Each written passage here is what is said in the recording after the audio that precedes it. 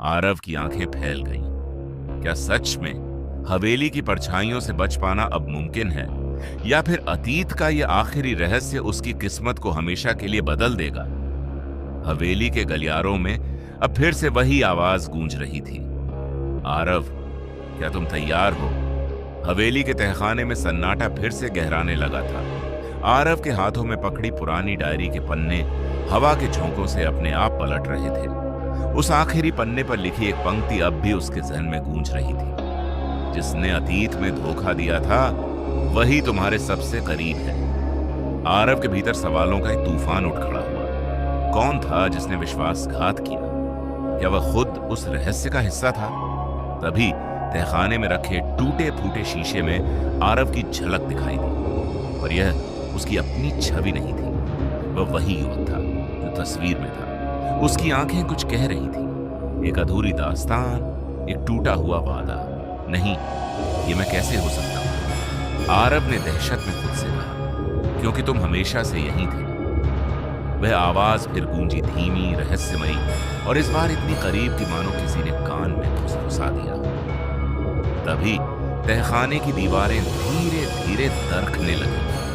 फर्श पर दरारें उभर आईं और हवेली की परछाइयां तेजी से आरव की ओर बढ़ने लगी। आरव ने भागने की कोशिश की, लेकिन तहखाने का दरवाजा अपने आप बंद हो चुका था। अब क्या यह मेरा अंत है? लेकिन तभी डायरी के एक पन्ने से हल्की सी रोशनी फूटी। उस रोशनी में एक और वाक्य उभरा, अंधेरे को समझो, तभी रोशनी का मार्ग खुलेगा। आरव ने गहरी सांस ली। वह डरना छोड़ तहखाने के अंधेरे में खड़ा रहा, आंखें बंद कर उस पुकार को सुनने लगा जिसे वह अब तक नजरअंदाज कर रहा था। और तभी एक अनसुनी स्मृति उसके सामने जीवंत हो उठी। वही खौफनाक रात, वही युवक, और उसकी पीठ में छुरा घूमता एक परिचित चेहरा। नहीं, ये सच नहीं हो सकता। आरव बुदबुदाया, पर सच वही था। धोखा देने वाला कोई और नहीं, बल्कि आरव स्वयं था। पिछले जन्म में उसने अपने सबसे करीबी दोस्त को हवेली के खजाने के लिए धोखा दिया था। दोस्त की आत्मा उसी रात हवेली के अंधेरे में कैद हो गई थी, मुक्ति की प्रतीक्षा में। इसलिए मैं वापस आया हूं। आरव की आंखों से आंसू बह निकले।